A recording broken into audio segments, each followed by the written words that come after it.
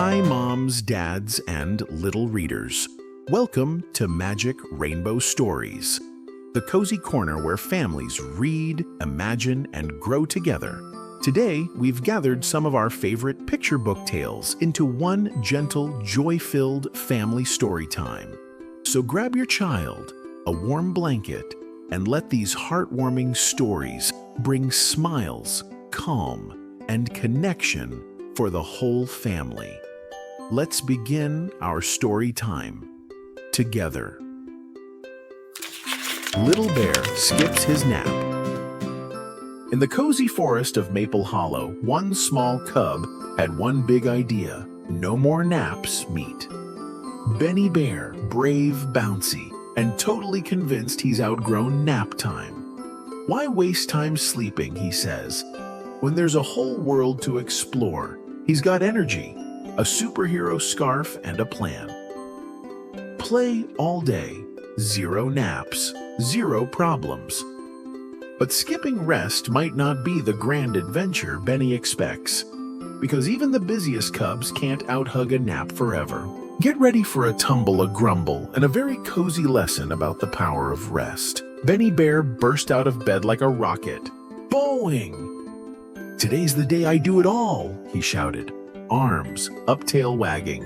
"And no nap's gonna stop me." He slurped his honey milk, tossed on his red adventure scarf, and zoomed into the yard. First mission, leaf diving.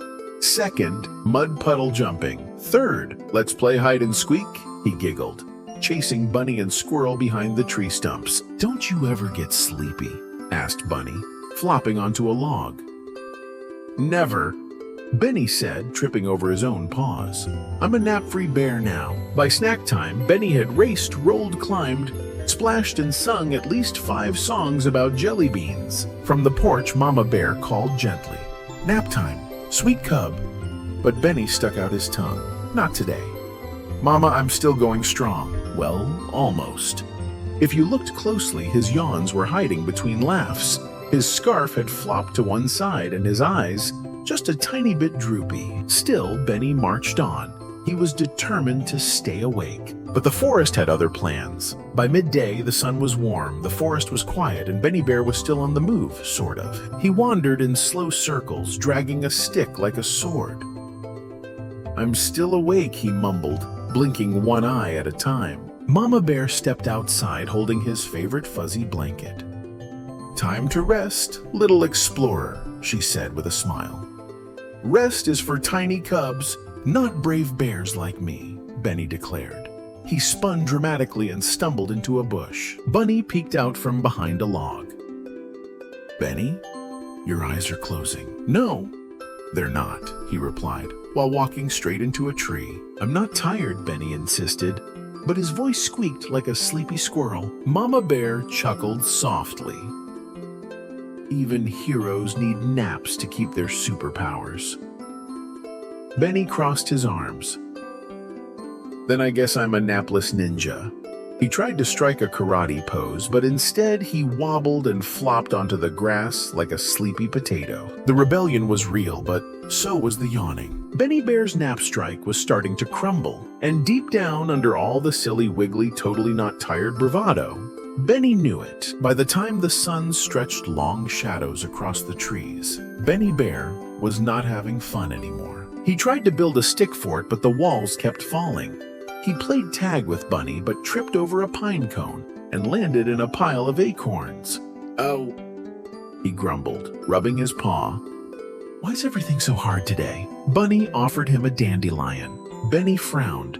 "I don't want flowers." Squirrel handed him a shiny rock. Benny huffed. "I don't want shiny things either." Then his block tower toppled over, and that was it. Whoa! Benny burst into loud, tired tears. His ears drooped, his scarf was crooked, and now his cheeks were messy from crying. "I don't feel like a big bear," he sniffled. "I feel like a grumpy worm." Just then, Mama Bear arrived with gentle arms and a warm smile. She scooped Benny into her lap. "Oh, sweetheart," she whispered. "When we don't rest, our bodies get wobbly and our feelings get big. Even the bravest bears need quiet time." Benny sniffed. Even the napeless ninja, especially the napeless's ninja, Mama smiled. And in her arms, Benny started to blink slower and slower. Snuggled in Mama Bear's lap, Benny felt the world get softer. The birds chirped gently. The breeze swayed the trees and his eyelids. Well, they were having a hard time staying up. Mama wrapped him in his favorite star blanket, the blue one with the silky corner he loved to rub. She rocked slowly and whispered, "Naps help your body grow strong and your heart stay kind. They give your brain time to rest and your imagination time to fly." Benny blinked. "Do big bears nap too?" Mama nodded.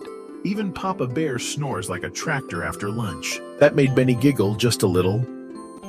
"Okay," he whispered, curling in, but only for a tiny nap. Mama smiled and kissed his furry forehead. Tiny naps are where big dreams begin. Within moments, Benny sighed a happy sigh and drifted off, wrapped up in warmth and love.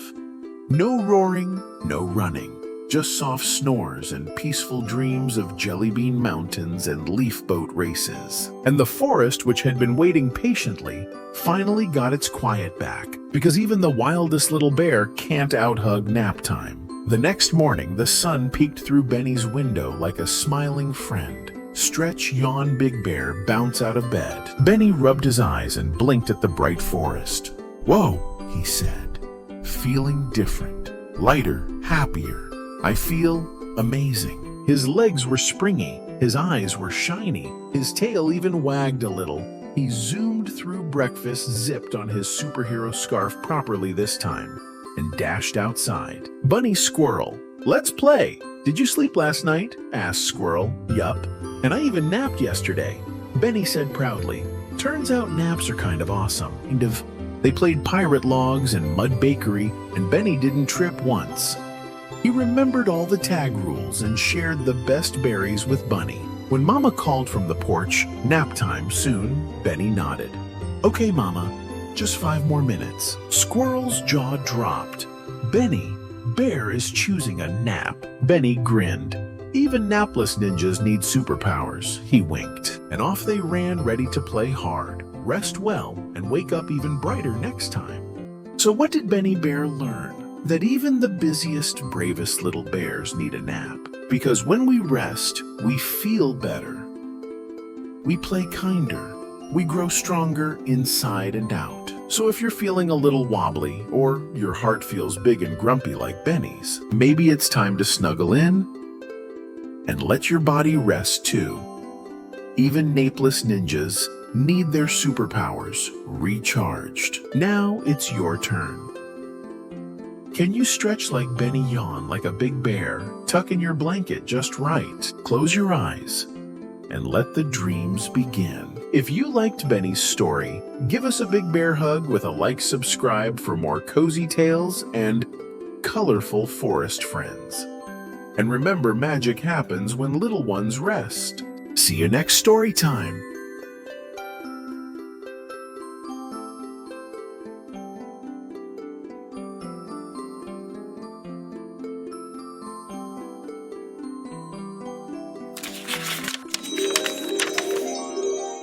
Chirpy was the tiniest chick in the jungle school, but she had the biggest voice. She wanted to be first at everything. First in line, first to paint, first to sing. If she wasn't, first her feathers fluffed up and her peep turned into a full-on squawk, her friends liked her. But sometimes Chirpy's big voice made them take a tiny step back. She didn't mean to scare them. She just wanted to be noticed, to be chosen, to feel special. This is the story of the day Chirpy learned that being seen doesn't always mean being first. It was a sunny morning in the jungle school. The students were all gathered in a circle for their favorite time of the day. Story Circle today was special. Teacher Turtle said they would each take turns flipping a page of the big book. Chirpy's wings wiggled with excitement. She flapped and fluffed and stood right in front. Me first, she chirped. But Teacher Turtle smiled gently and said, let's let Leo go first today. Then Ellie, then Wilbur. Chirpy's beak dropped open. Her cheeks flushed. Her wings shook. Why not her? As the pages turned, and her name wasn't called. Something hot bubbled up in her chest. It wasn't just disappointment. It was a storm. The kind that turns peeps into squawks. When Teacher Turtle finally pointed to Bella, Chirpy couldn't hold it anymore. It's not fair, she shrieked, jumping to her feet and knocking the big book off the stand. Gasps filled the room. The book landed with a loud thud. Silence. Chirpy's heart thumped. She hadn't meant to ruin story time, but her feelings felt too big to fit inside her tiny body. No one said a word. Not Leo. Not Ellie. Not even Bella, who usually giggled at everything. Chirpy's wings drooped. Her feet shuffled. She backed away and found a quiet corner near the window. She sat down. Alone, outside, the wind rustled the jungle trees, but inside, everything was still. Teacher Turtle gently closed the big book. He didn't raise his voice, he just said, let's all take a quiet breath together. The class inhaled, exhaled. Chirpy stayed quiet. She didn't know how to fix what had just happened. Later, as the others went outside for recess, Chirpy stayed behind. Teacher Turtle came over and sat beside her. He didn't scold.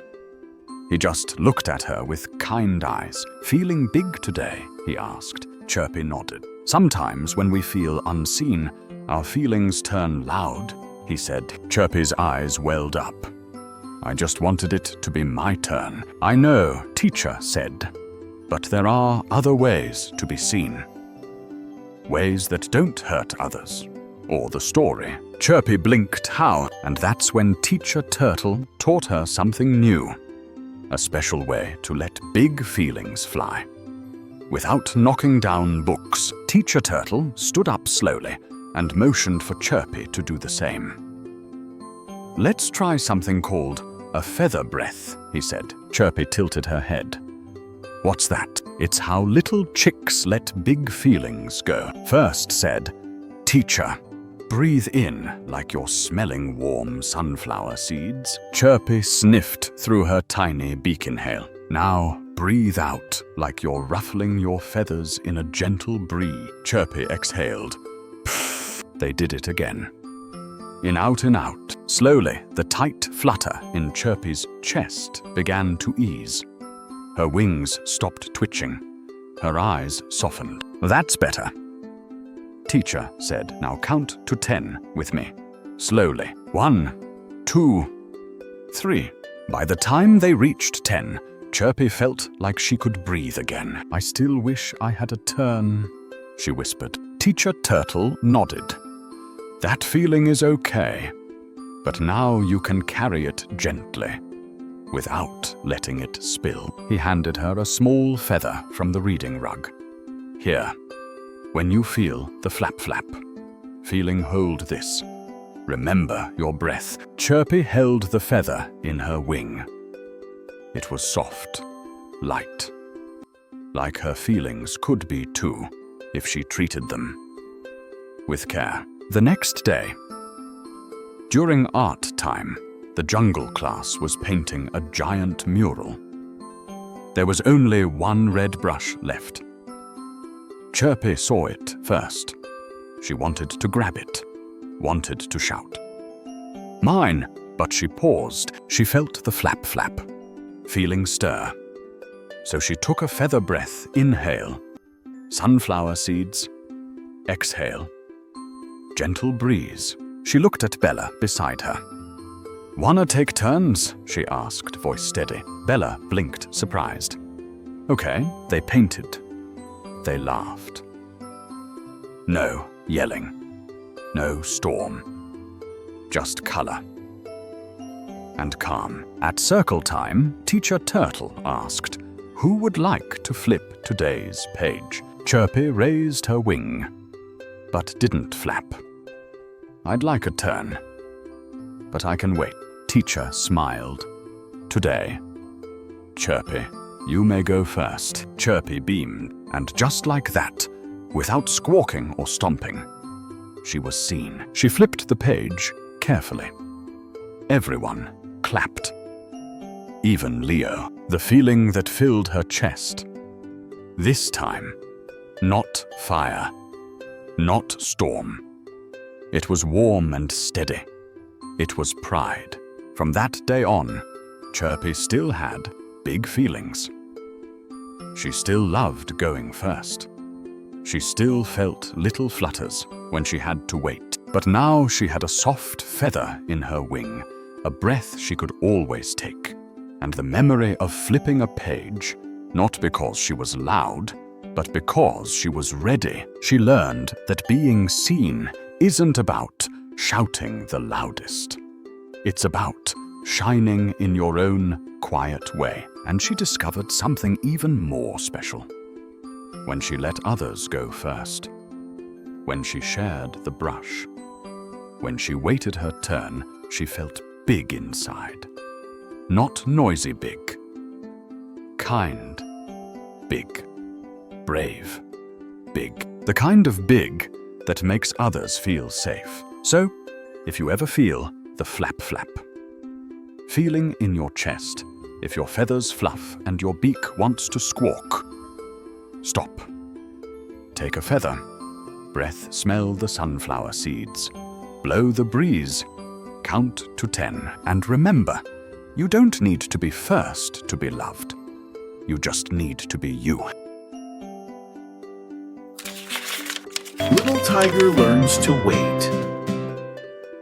Deep in the heart of the forest where the wind sang through the trees and butterflies fluttered like little wishes, today was a very special day. It was Toby, the little tiger's birthday, the one he had waited for all year long. He woke with a bounce, his tail flicking and his whiskers twitching with excitement. The sun had barely climbed above the trees, but Toby was already dreaming of balloons, cake, and shiny presents wrapped in bows. "Is it time yet?" he whispered with wide eyes. But sometimes even the most magical days ask us to wait.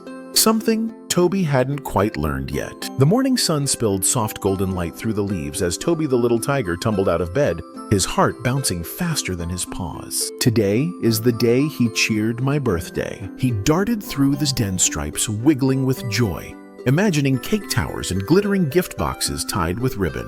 Everything felt too exciting to sit still. "Mama," he called, sliding into the kitchen. "Is it time for cake yet?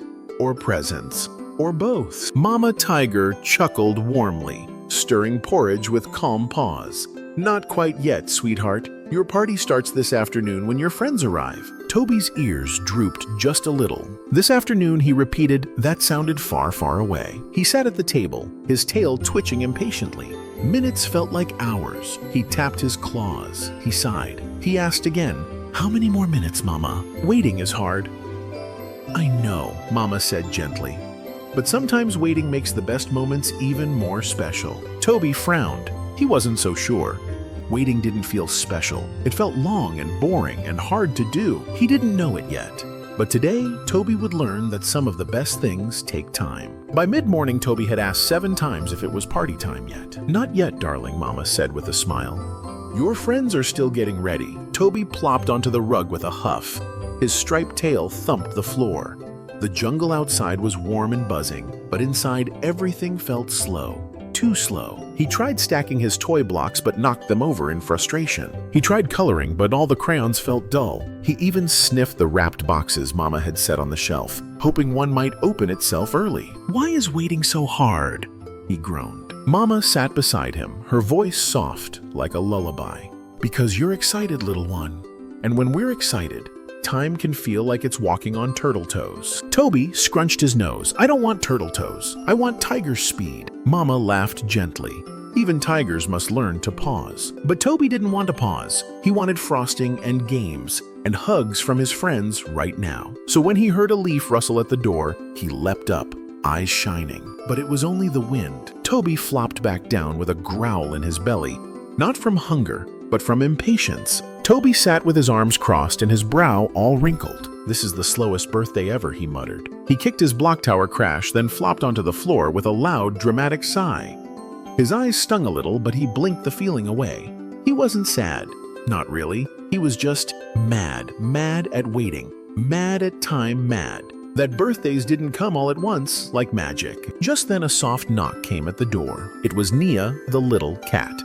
Her whiskers twitched with joy as she peeked in, holding a tiny gift bag tied with a ribbon. "Happy birthday, Toby," she chirped. But Toby didn't bounce or grin. He stared at the floor. "Why the frown?" Nia asked, sitting beside him. "I've been waiting forever and nothing fun is happening," he grumbled. "No cake, no games, just waiting." Nia tilted her head. Waiting can feel boring sometimes, but you don't have to sit still the whole time. Toby looked up, his ears twitching. "What do you mean?" She smiled and said, "I'll show you." Nia reached into her tiny gift bag and pulled out 2 small round stones, smooth and painted with little jungle leaves. "These are my waiting rocks," she whispered. Waiting rocks. Toby blinked. "Whenever I feel wiggly or grumpy about waiting," Nia explained, "I hold one in my paw. Take a deep breath and count to 10 slowly." She placed a stone in Toby's paw. "It helps me feel calm, like the stone is holding the weight with me." Toby held the rock. It was cool and steady in his paw. He looked at Nia, then took a breath just like she showed him. 1, 2, 3. His voice was soft, almost like a whisper. By the time he reached 10, the tight twist in his belly had untangled just a little. Nia grinned, "See, not magic, but close." Toby gave a tiny smile. "It's better than just growling." "Want to color with me while we wait?" Nia offered. Toby nodded. And just like that, the minutes didn't feel so heavy anymore. With crayons and paper spread between them, Toby and Nia began to draw. Not wild scribbles. This time, slow, careful strokes. Toby drew a big jungle tree with balloons in the branches. Nia added tiny, smiling bugs, wearing party hats. Mama peeked in and smiled. "That looks beautiful. I'm making it for my friends," Toby said softly, "so they know I'm happy they came." "Oh, a thank you card," Mama said with a warm nod. "That's a lovely idea." Toby added glitter dots and a giant red heart. His tail swished behind him, not with impatience, but with pride. For the first time all morning, he wasn't counting minutes. He wasn't frowning. He wasn't waiting. He was doing something that felt good. When he finished the card, he placed it on the windowsill. Outside, the sunlight danced through the trees, and something about the jungle air felt different, lighter somehow. Toby curled up on the rug beside Nia, a small yawn sneaking from his mouth. "I didn't know waiting could be nice," he said. "It can be," Nia whispered, "especially when you're not alone." And just then a sound rustled the leaves outside. Rustle, rustle, ding dong. Toby's ears perked. His eyes lit up like fireflies. He and Nia ran to the door, paws pattering against the wooden floor. Outside, a line of forest friends stood smiling, bear with balloons, parrot with party horns, and turtle balancing a tiny cake on his shell. Surprised, they all cheered. Toby stood still for a heartbeat. He had imagined this moment so many times, but now it was real. He beamed. "You're here. You really came." "Of course we did," said Bear with a laugh. "We wouldn't miss your big day." Mama appeared with a tray of cupcakes, and the little clearing outside filled with laughter, dancing, and song. Toby handed each friend a thank you card, the one he'd made while waiting. "You made this?" asked Turtle. Toby nodded. "While I was learning to wait." Nia nudged him with a grin. "You did great." Toby took a bite of cupcake, sweet and soft. The jungle breeze felt cooler, kinder. The whole day felt richer because it hadn't come all at once. It had come gently after waiting. And somehow that made it even better. As the sun dipped low behind the trees, golden light spilled across the forest floor. The party was winding down. Cupcake, crumbs, crumpled ribbons, and sleepy giggles were all that remained. Toby lay on a soft blanket, his head resting on Mama's paw. Nia curled beside him, humming a soft tune. Mama, Toby whispered, "Do you know something?" "What's that, sweetheart?" "I think waiting made everything better." Mama smiled and brushed a leaf from his fur. "Tell me why?" "Because I didn't just sit and wish," he said, his eyes half closed. "I made things, I shared, I laughed. I felt ready when everyone came. Mama gave his forehead a gentle kiss. That's the magic of patience, my little tiger. When we wait with our hearts open, we find joy in the quiet moments too. Toby thought about the thank you cards, the waiting stone, Nia's smile, and the way his growl had turned into a giggle. Next time I have to wait, he yawned. I'll try to wait like a turtle, not a tiger. And with that, Toby closed his eyes, wrapped in a blanket of stars, friendship, and a brand new kind of strength. The strength to wait. On a little farm nestled between green hills, the morning was cloudy and the breeze swept gently across the fields. Inside the warm sheep barn, Lana the ewe was giving birth. The animals gathered quietly outside, waiting for the news. When the baby lamb was born, all eyes turned toward the barn. But then, silence. The little lamb had big, sparkling eyes and a soft, wobbly stance. But her wool was light green, like spring leaves just starting to grow. A hush fell over the animals. Only her mother, Lana, whispered softly, "Hello, little one. I will call you Luma. I love you, no matter how different you are." Since the day Luma was born, something had changed in the sheep barn. She had thought that being different might make her special, but instead, it made her feel alone. Whenever she walked by, the older sheep turned away, their eyes filled with quiet judgment. Some whispered behind her back, and soft giggles echoed like wind through dry grass. "Green wool? She looks like walking grass," one of them said. Luma heard every word. Her ears drooped, her hooves felt heavy, and she blinked back tears. She didn't understand why being different meant being pushed away. Deep in her chest, she wanted to ask, "Why can't I be loved, even if I don't look like you?" But the words never came out. They melted into the silence, lost in the cool breeze slipping through the cracks of the wooden barn. For days after, Luma tried to fit in. She slowed her steps, softened her voice, even lay down in the same sunny spots as the older sheep. She greeted them politely, copied their posture, and smiled gently every time she passed. She did everything she could to be just like them. But no one seemed to notice. Some sheep looked at her with puzzled eyes. Others turned away in silence. One whispered, "Why is she trying so hard to be like us, when she clearly isn't?" Luma's heart sank. Her hooves felt heavy, her smile faded. She had given it her all, every ounce of her courage, just to be accepted. But instead of feeling closer, she felt even more alone. And in that moment, she realized something quietly painful. No matter how much she tried to blend in, those who didn't want to understand would never truly see her. That night, while the barn lay silent, little Luma couldn't sleep. She curled up in the farthest corner, her heart heavy with sadness. The whispers from earlier still echoed in her mind like cold wind brushing past the wooden walls. Moonlight spilled through the cracks, gently touching her soft green wool, the very thing that set her apart. Soft footsteps approached. It was her mother, Lana. She lay down beside Luma without a word, wrapping her warmth around her like a blanket. After a long silence, Luma asked in a trembling voice, "Mama, why am I not like the others?"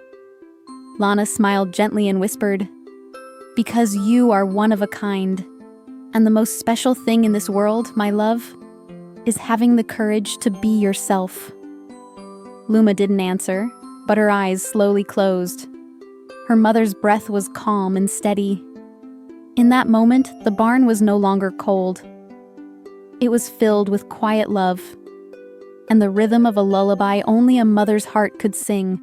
One evening, as the wind whispered across the fields, Luma lay quietly beside her mother. She didn't speak. Her eyes stared at the barn roof, where moonlight cast long shadows across the straw. Mama Lana began to speak softly. "When I was young," she said, there was a blue flower that grew in the middle of a green field. Everyone said it didn't belong, that its color was wrong. But then one day a painter walked by and said, "That flower is what makes the whole field beautiful." Luma didn't say anything at first. Then she turned her head and whispered, "Mama, do you think I'm that flower?" Lana didn't answer right away. She simply smiled, pulled Luma close, and whispered back, "I don't think, my love. I know." One misty morning, Windbell Farm was buzzing with tension. Word had spread, an inspector from the farm council was coming. If the farm wasn't special enough, it could be shut down. The sheep rushed to tidy the fences, polish their wool, and practice polite smiles. But when Luma stepped outside, the air shifted. Whispers grew sharp. "We can't let them see her," muttered one older sheep. "Green wool? They'll think the whole place is strange."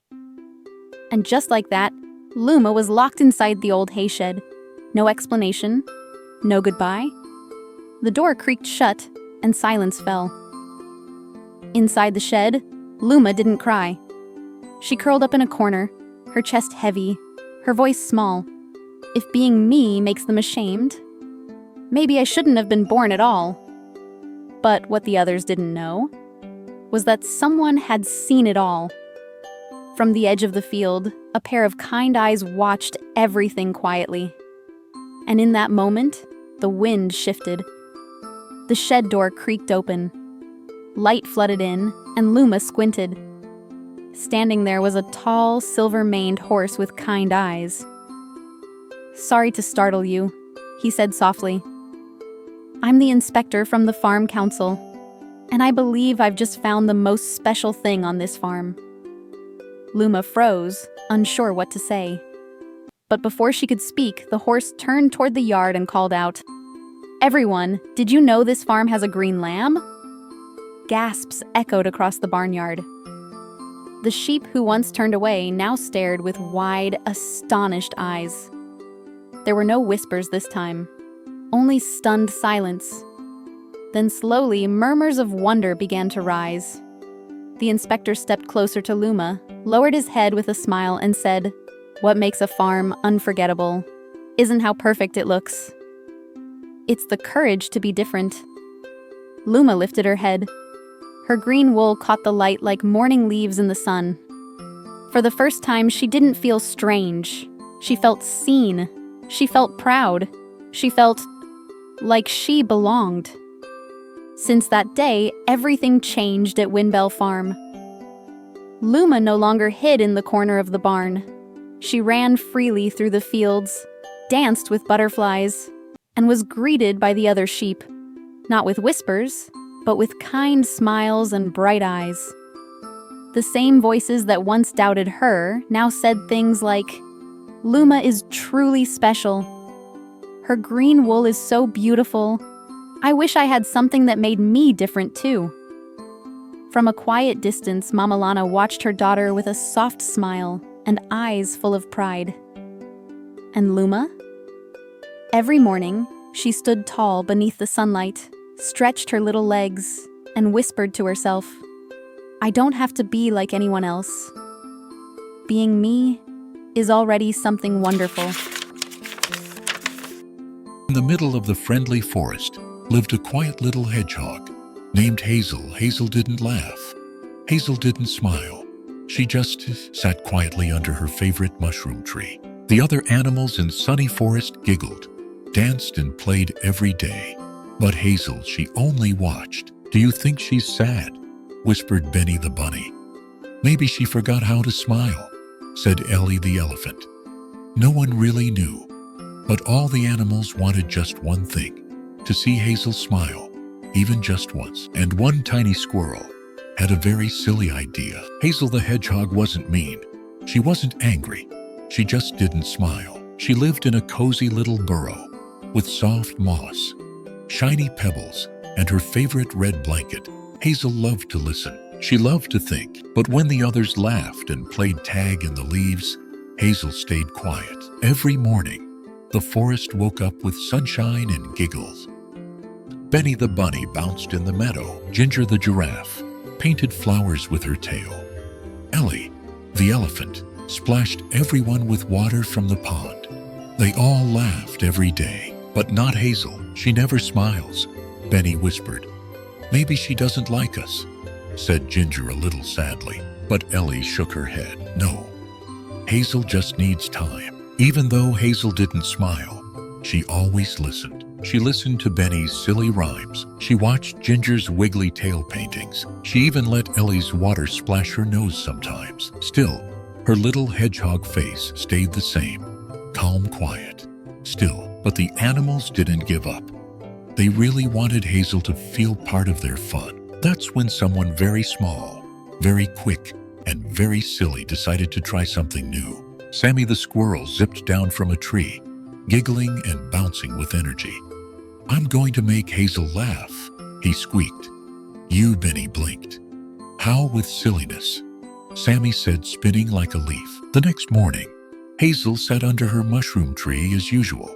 Suddenly, plop, Sammy popped out from a leaf pile, wearing underpants on his head. Hazel blinked. Hi, Hazel, Sammy sang. I'm Squirrel Prince McGee. He danced like a wiggly worm, made fart sounds with a blade of grass, and hopped on one foot like a popcorn kernel. Hazel's eyes followed every move. Then Sammy rolled in a puddle, slipped on his tail, and landed in a pile of feathers. Pff, he shouted with a chicken feather on his nose. Hazel's little mouth twitched. Sammy froze. She was spinning. Just a little, he gasped. Did you just smile? Hazel turned away, quickly hiding behind her paws. But Sammy jumped up. You smiled. You smiled. I saw it. The others ran over. What happened? Ellie asked. Hazel smiled, shouted Sammy. I made her laugh. Hazel peeked out. Her cheeks were pink, and a tiny giggle slipped out. Everyone went quiet. Then they all cheered. Yay, Hazel. You have the cutest smile ever. We love your giggle. Hazel's heart felt like a balloon full of sunshine. Hazel had never felt so warm inside. Her tummy tickled. Her cheeks were wiggly. Her tiny hedgehog paws felt fluttery. She had smiled, and it felt nice. Do it again, said Benny. Tell us what made you laugh, said Ginger. Hazel's voice was soft and squeaky. I liked the feather on his nose, Sammy grinned. Well then, Hazel, get ready for the Super Squirrel Show. He ran behind a bush and came back with fox on his ears, a banana hat, and a balloon tied to his tail. Everyone burst out laughing. Even Ellie the elephant snorted. And this time Hazel laughed too. Not just a smile, a big wriggly squeaky laugh that made her roll over and clutch her belly. The animals clapped and danced.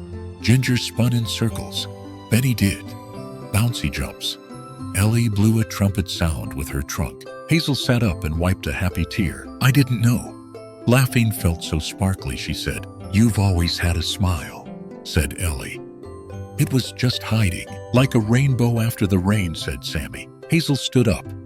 Thank you for not giving up on me. The friends all joined in paws, trunks, hooves, and tails in a big forest hug. Hazel, your smile makes the forest even brighter, said Benny. That night, the animals met in the meadow with a secret plan. We need to celebrate Hazel's first smile, said Ellie. A smile party, shouted Sammy. With balloons and bubbles and cake, added Benny. We'll call it Hazel's Happy Day. All through the night, the forest sparkled with soft lights and rustling paws. They painted signs. Hazel is smiling. They picked berries and made sunflower crowns. Ginger made a big flower mural that said, You are loved. The next morning, Hazel woke up to find a shiny path of glittery leaves leading to the clearing. What's this? She whispered, following the trail. When she stepped into the meadow, her eyes went wide. Everyone was there. Balloons floated in the air. Music played softly, and right in the middle, a sign said, We're so happy you're happy, Hazel. Hazel gasped. For me. You smiled, said Ellie. And that smile made us all smile. Hazel's eyes filled with tears. I didn't think I mattered this much. Sammy gave her a cupcake. You do, you always have. Hazel looked around at all the love, kindness, and color. Then she laughed, a big, bouncy, joyful laugh that made butterflies flap out of the trees. Hazel's happy day had truly begun. The animals played forest games, leaf limbo, bubble pop, and musical mushrooms. Hazel joined every game, her laughter dancing through the trees. She learned to blow bubbles, hop on one foot, and even tell a silly joke. "What did the flowers say to the bee?" she asked. Everyone leaned in. "Buzz off, I'm blooming." Laughter exploded like popcorn. "Hazel, you're hilarious," said Ginger. Hazel giggled so hard she snorted. That's new. At the end of the day, Ellie stood on a rock and called everyone close. "Today we learned something special," she said. "Sometimes someone might seem quiet or different, but if we show kindness, they might surprise us." Hazel stepped up, and even if it takes time, smiles can bloom like flowers. "Thank you for helping mine grow." Everyone clapped and threw petals into the air. Hazel was smiling, really smiling, and everyone felt it, not just in their eyes, but in their hearts. From that day on, Hazel didn't just smile once. She smiled every day. Not all day, not every moment, but often softly, brightly, truthfully. Sometimes when watching clouds, sometimes when hugging Benny, sometimes when Sammy did the worm dance again. Sunny Forest felt warmer, not because of the sun, because one little hedgehog had found her laugh and shared it. The animals made a special bench near Hazel's mushroom tree. On it, they carved, "A smile can change the forest." Hazel sat there each morning, busy, listening, or simply being Hazel. And animals would come by one, just to sit near her. No one needed to talk. Sometimes they'd giggle. Sometimes they'd just enjoy the quiet together. Because now everyone knew, even the quietest heart has the loudest love inside. And sometimes, the best smiles take time to grow. Thanks for spending story time with us at Magic Rainbow Stories. Stories like this help little ones explore big feelings and help families grow closer, one page at a time. If this story brought a little warmth to your day, we'd love it if you stayed for more. A like, a share, or even a kind comment helps our cozy library grow. For families like yours, until next time, keep reading, keep loving, and keep smiling. Once upon a time, in a bright and beautiful forest, there lived a little fox named Fino. Fino had soft orange fur, a fluffy white tail, and eyes that sparkled like sunshine. He loved to play with his paintbrush and draw happy pictures all day long. Every morning, Fino would wake up, stretch his paws, and smile at the colorful world around him. The trees were green and tall, the flowers were red, yellow, and blue, and the sky was the brightest blue you could ever imagine. "Good morning, sun," said Fino as he bounced out of bed. He skipped outside and waved at the butterflies. "Hello, buttercup butterfly. Hello, rainbow bee." Fino picked up his big bright paintbrush and painted swirls in the air. "I love colors. Red like apples, blue like the sky, yellow like bananas." Suddenly, a bird flew by and chirped, "Fino, come see something strange." Fino followed the bird to the hilltop and gasped. In the distance, clouds were turning dark and gray. A cold wind blew through the trees. "That's odd," Fino whispered. "The sky looks sad." He shook his head and skipped back home, humming a tune. "I'm sure it's nothing. Colors are always here," but that night, as the stars twinkled and Fino snuggled in bed, something magical and a little mysterious was about to happen. The colors of the forest were beginning to fade. The next morning, Fino stretched his arms and smiled. "Time to play," he said, hopping out of bed. But when he looked around, something was wrong. Fino blinked. Where are the colors? The trees outside were not green anymore. They were gray. The flowers were gray. The sky was gray. Even Fino's bright orange fur looked dull. Fino ran outside. "Hello, buttercup butterfly," he called. But she was nowhere to be seen. He ran to the pond, rainbow bee. "Are you here?" But there were no bees, and even the water looked like a puddle of gray paint. Fino sat on a rock and held his tail tight. "What's going on?" he whispered. Suddenly, a soft wind blew by, and from the clouds above came a gentle, whispery voice. "I took the colors," it said sadly. Fino looked up. Floating above him was a big, puffy gray cloud with droopy eyes and a slow swirl. Who are you?" asked Fino. "I'm Cloudy, the lonely cloud." The cloud sighed. "No one ever played with me, so I made the world match how I feel inside. Gray and gloomy." Fino's eyes widened. "Oh no, but colors make everyone happy." Cloudy sniffled maybe, but I was too sad to see them anymore. Fino stood tall and brave. "Then I'll help you feel happy again. I'll bring back the colors one by one." Cloudy blinked. "Really? You'd do that? For me?" Fino smiled. "Yes. Because no one should feel lonely, not even a cloud." And so Fino's adventure began, to bring back all the colors and help Cloudy smile again. And help. Fino packed his little bag with a paintbrush, a snack, and a big smile. "First color red," he said. "Red like apples, red like roses, red like strawberries." He skipped through the gray forest, looking all around. "Where are you, Red?" he sang. Come out, wherever you are." Suddenly, Fino heard a tiny sniffle. Sniff, sniff. He peeked behind a bush and found a little creature curled up in a gray rose bush. She had a big red bow. Well, it used to be red. Now it was gray. "Hi there," said Fino gently. "I'm Fino. Are you okay?" The little creature looked up. She was a bunny, with long ears and watery eyes. "I'm Rosie Rabbit," she said. "I lost my red. Now I feel invisible." Fino nodded. "Don't worry, Rosie. I'm on a mission to bring back the colors." He held up his paintbrush. "Let's look for red, together." Rosie wiped her eyes and stood up. "Okay, but where do we start?" Fino thought for a moment. Then Rumble, his tummy growled. "Apples," he said.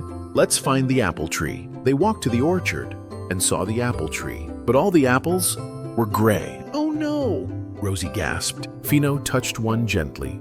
"Come on, Red. You can do it." Fino closed his eyes and smiled big. "Red like hearts, red like love, red like Rosie's bow." Poof! Suddenly, one apple turned bright red. Then another and another. Rosie looked down. "My bow, it's red again." Fino jumped with joy. "We did it." He reached into his bag and caught a swirl of red light with his paintbrush. "One color down," Fino said proudly. "Let's find the next one." Yellow with a swirl of red glowing in his paintbrush. Fino marched forward. "Next up, yellow," he said. "Yellow like sunshine, yellow like bananas, yellow like giggles." Rosie Rabbit bounced beside him. "Let's find it fast." "Fino, I miss the warm, happy colors." They walked through the forest until they reached the sunflower field. But all the sunflowers were gray and droopy. "Oh dear," said Fino. "The sunflowers are sleeping without their yellow." Suddenly, something buzzed past Fino's ear. Bzzz. He looked up and saw a tiny bee flying in slow circles. Her wings were barely flapping. "Hello," said Fino kindly. "Are you okay?" The bee stopped and landed right on Fino's nose. "I'm Sunny the bee," she said softly. "I used to be bright yellow, but now I feel tired, and no one sees me anymore." Rosie stepped closer. "We're bringing colors back. You can come with us." Sunny's wings perked up. "Just a little. Really, I want my yellow again. I want to sparkle." Fino smiled. "Then we need to make something really happy and bright." He looked up at the cloudy sky. "Let's do a sunny dance, Fino."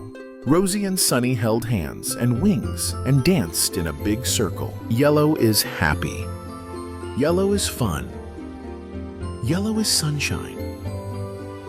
And yellow can run. They sang together, laughed together, spun together. Then zing. A sunflower popped bright yellow. Then 2. Then 10. Sunny twirled in the air. "I'm yellow again," she cheered. Fino caught the swirling yellow light with his paintbrush and tucked it next to the red. 2 colors saved, said Fino. 5 more to go. Sunny buzzed beside them. "Let's find the next one." Blue. Fino, Rosie, and Sunny skipped along the quiet forest path. "Next up." "Blue," said Fino. "Blue like the sky, blue like blueberries, blue like..." songs that make you smile. As they walked, they heard something soft. La! Ah! Do you hear that? Asked Rosie. They followed the sound to a tiny lake, but the water was gray, and so was the sky above it. Sitting on a rock was a small bluebird, with her feathers faded and her head low. Hi there, Fino said gently. I'm Fino. We're here to bring colors back. The little bird looked up. I'm Bella the bluebird, she whispered. I used to sing happy songs, but without my blue, I forgot how to sing. Sunny flew close.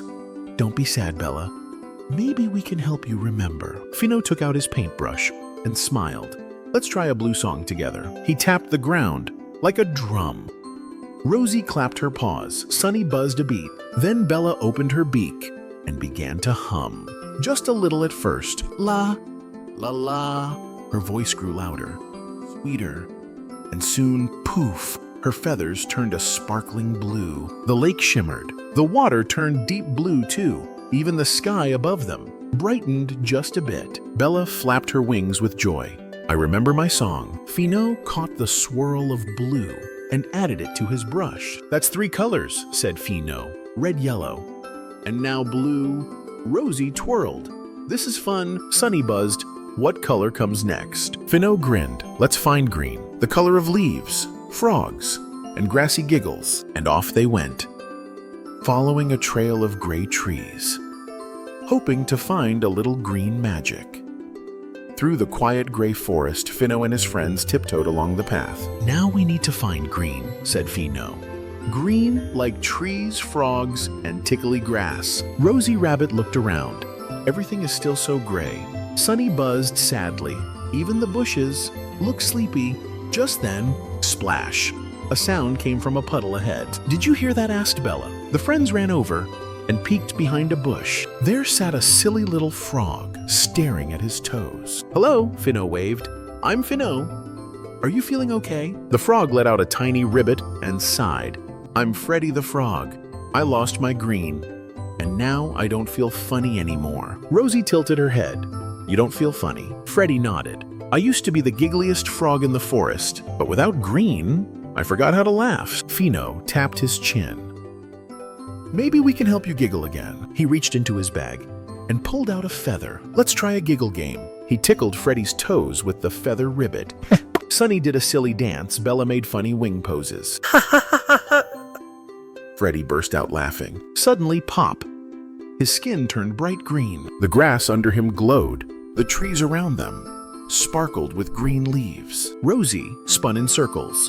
The forest looks alive again. Fino smiled wide and swirled the green into his paintbrush. That's 4 colors back. Freddy jumped with joy. Thank you, friends. My giggles are back. Fino looked up at the sky. Now we just need to find orange and purple. Sunny buzzed excitedly. Let's go. The colors are coming home. With a bounce in their step, the team marched on, ready for more rainbow magic. The forest was looking brighter. Red apples, yellow sunflowers, blue skies, and green trees were back. Fino twirled his paintbrush happily. Now we just need orange and purple. Rosie smiled. Let's find orange first. Your favorite color, Fino? Fino nodded. Orange like pumpkins, orange like tigers, orange like me. They walked to a quiet pumpkin patch. But oh no, all the pumpkins were gray and lumpy. No orange here, Bella sighed sadly. Suddenly, a tiny voice squeaked, I'm trying, I'm trying. A chubby little squirrel popped out from behind a rock. His fur was faded and his cheeks were puffed up with acorns. Hi, Fino. Waved, I'm Fino. We're bringing back the colors. The squirrel sniffled. I'm Oliver the squirrel. I used to collect shiny orange leaves for my nest, but now they're all dull and my tail isn't fluffy anymore. Rosie patted him gently. Don't worry, Oliver. We'll bring orange back. Fino looked around and had an idea. Let's have a leaf toss party. They scooped up gray leaves and threw them into the air. Wee, laughed Oliver. Sunny zoomed through the falling leaves. Bella chirped a happy tune. Freddy the Frog bounced and shouted, Catch that leaf. The laughter grew bigger and brighter until, whoosh, orange light swirled everywhere. The pumpkins turned bright orange. The leaves sparkled and Oliver's tail fluffed up again. I'm orange again, he squeaked with glee. Fino caught the orange light with his brush. That's 5 colors. Oliver cheered, you're almost done. Fino looked up at the sky. One more color. The magical color of dreams, purple. And with hearts full of hope, the friends took their final steps into the grayest part of the forest. Fino and his colorful friends marched bravely into the quietest, grayest part of the woods. Only one color left. Fino whispered purple. Purple like grapes, said Rosy Rabbit. Purple like twilight skies, sang Bella the Bluebird. Purple like bedtime dreams, added Sunny the Bee. As they walked, everything felt still. The wind stopped, the trees didn't move. Suddenly, a soft whoosh filled the air. Hello, Fino called. Out of the mist appeared a gentle creature, a unicorn. Her horns sparkled faintly, but her mane and tail were all gray. Oh, gasped Freddie the frog. She's beautiful. The unicorn lowered her head. I am Luna. I once protected the magic of purple, but when colors began to disappear, my dreams faded too. Fino stepped forward. We've brought back red, yellow, blue, green, and orange. Now we just need your help to bring back purple. Luna blinked. Purple is made with love and dreams, but I haven't dreamed in a long, long time. Fino smiled. Then let's dream together. He closed his eyes and held his friends close. They all imagined a sky full of stars, a field of lavender flowers, a glowing moon, dancing with purple butterflies. And then, poof, the sky turned lavender. The unicorn's mane flowed with glittery purple swirls. Luna laughed, a soft musical laugh, and twirled in the air. You did it, she said. The magic is back. Fino caught the final swirl of purple in his brush. Suddenly, all the colors flew up into the sky and rained down like sparkles. Far above Cloudy, the lonely cloud smiled wide. I feel happy now, Cloudy said, because I have friends. Fino beamed. And color is everywhere again, because we shared it together. The forest was bright once more. The end. Or maybe just the beginning. It was a soft summer morning, and golden sunlight filtered gently through the treetops. Deep in the forest, nestled in a cozy nest of leaves, a little squirrel named Niko stretched, yawned, and gave his fluffy tail a happy flick. Today felt special. Something in the air made his tiny heart flutter with excitement. You see, Niko loved adventures. He loved the rustle of bushes, the hidden trails, and most of all, sweet, juicy fruit. What's that smell? Niko sniffed the breeze. A delicious scent floated through the trees, ripe, golden, and mouth-watering. Mangoes? He squeaked. Eyes sparkling, Niko zipped through the ferns, scrambled over a fallen log, and followed the scent towards something magical. Niko dashed through the forest, his little paws tapping the ground as his fluffy tail bounced behind him. The scent of mangoes grew stronger, sweeter, so sweet, in fact, that his tummy let out a tiny grumble. At last, he skidded to a stop beneath a wide tamarind tree. Sunlight filtered through its leaves, painting golden shapes on the forest floor. And there, resting in the soft shade, sat Granny Myrtle, an old wise tortoise, her shell mossy and her eyes as gentle as the breeze. In front of her lay a plate of juicy mango slices, golden and glistening. Niko's eyes lit up. Granny Myrtle, can I have a slice of mango? He chirped excitedly. Granny Myrtle looked up and smiled. Her voice was calm and warm, like wind brushing leaves. Of course, dear, but only if you can say the magic word. Niko blinked. The magic word? Granny nodded slowly. If you can find it, the sweetest mango will be yours. Niko tilted his head and scratched behind one ear. The magic word. What could it be? He glanced longingly at the plate of golden mango slices. His belly gave a quiet rumble, but Granny Myrtle only smiled, waiting patiently. "I guess I have to find it," Niko whispered, and off he went, leaping through leaves and bounding toward the ancient oak tree. That's where Old Owl sat, wise and watchful. "Mr. Owl, do you know what the magic word is?" Niko called up. Old Owl blinked, stretched his neck, and gave a slow, thoughtful hoot. I believe it is." "Who?" he said in his raspy voice. "I say that every time I need something." Niko lit up. "That makes sense." He darted back to Granny Myrtle, puffed out his chest, and proudly declared, "I know the magic word! It's who, who. Granny Myrtle chuckled softly, her eyes twinkling. "Not quite, little one, but you're getting warmer." Niko blinked. Warmer? He was close? Niko sat beside Granny Myrtle. His little shoulders slumped. "So it's not who? Then what is it?" he mumbled. Granny smiled kindly, her eyes twinkling. "You're getting closer, little one." His ears perked up. "There's still hope," he whispered, then scurried down a leafy trail toward Floating Leaf Pond, where duckling Lily loved to swim each morning. Lily was gliding across the water in gentle circles, humming a happy tune. When she saw Niko, she flapped her wings in greeting. "Lily," Niko called out, "do you know what the magic word is?" Lily tilted her head. "Of course I do. It's quack." "Quack?" Niko blinked.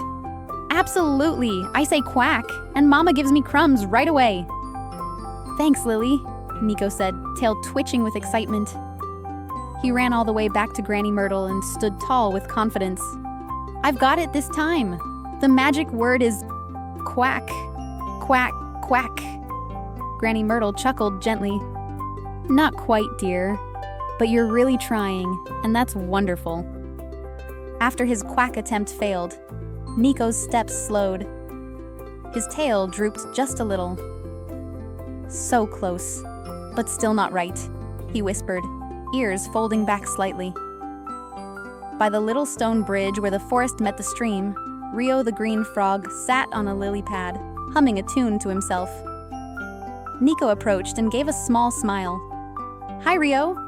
Do you happen to know what the magic word is?" Rio blinked his round eyes. "Me? Of course. The magic word is ribbit," he declared with a proud nod. "Ribbit?" Niko repeated. "That's what I say every morning to call my mom. She comes right away." "Thanks, Rio," Niko said softly and turned back. But this time his steps were slower, his heart a little heavier.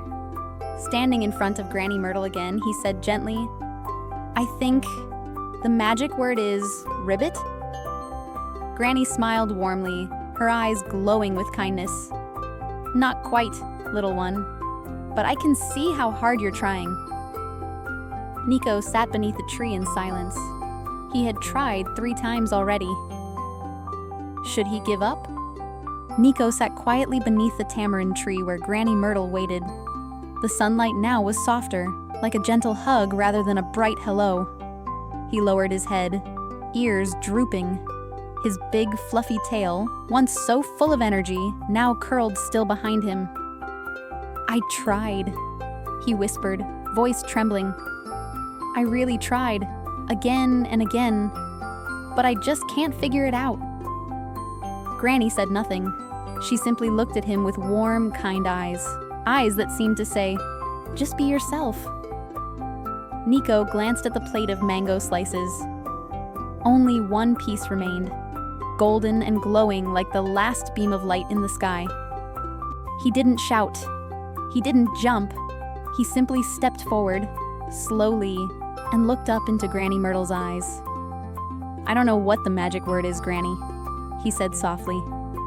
"But if I may, please, could I have just a small bite?" His voice was light as a breeze, but it carried everything inside his heart. Granny Myrtle's smile grew wide. Her eyes sparkled like morning dew. "There it is," Little one? Please is the magic word I was waiting for. Granny Myrtle tilted her head, her face glowing like morning light.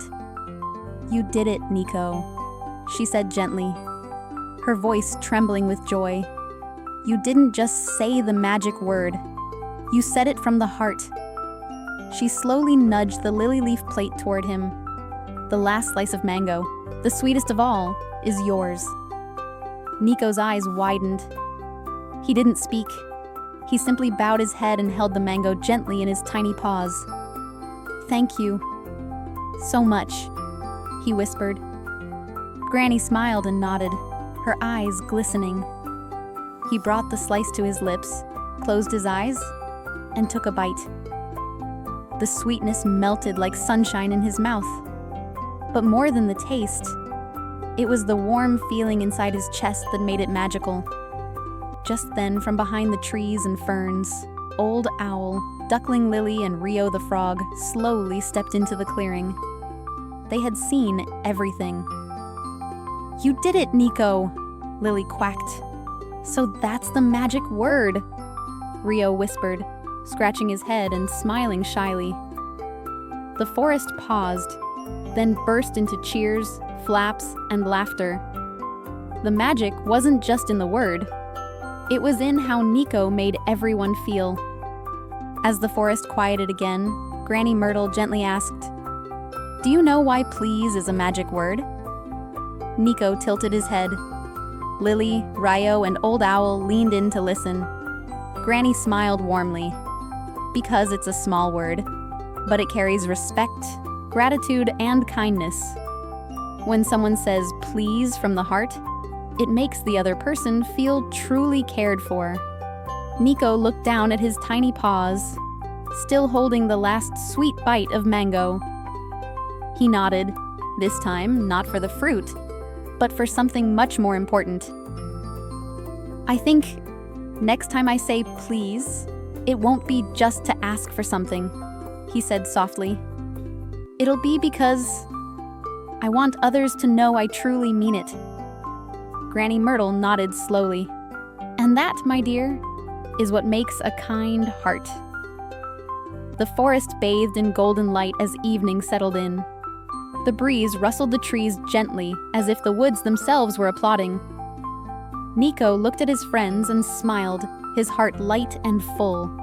And from that day on, in every word Niko spoke, there was always a little kindness, a little gratitude, and one small but powerful magic word.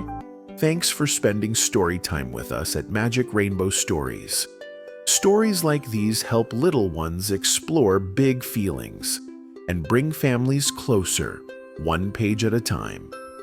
If today's stories added a little warmth to your day, a like, a share, or a kind comment means the world. It helps our cozy story library grow for families like yours. Until next time, keep reading, keep loving, and keep smiling.